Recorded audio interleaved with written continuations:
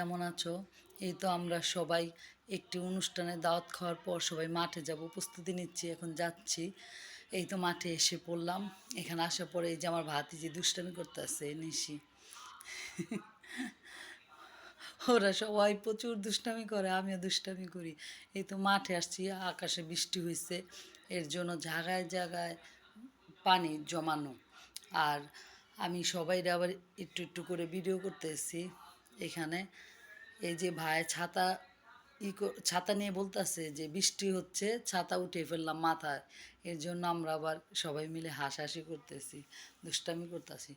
আসলে আমরা তো সবসময় আমাদের দেখা হয় না, মাঝে মাঝে অনুষ্ঠান হলে আমাদের সবার দেখা হয়। তখন দেখা হলে আমরা সবাই ওই টাইমে মজা করি, সাক্ষাৎ করি, কে কেমন আছো, ভালো আছো। তখন একটা সুন্দর সময় আমরা কাটাই, খুব ভালো লাগে। সুন্দর একটি সময় কাটালাম। আল্লাহ হাফেজ।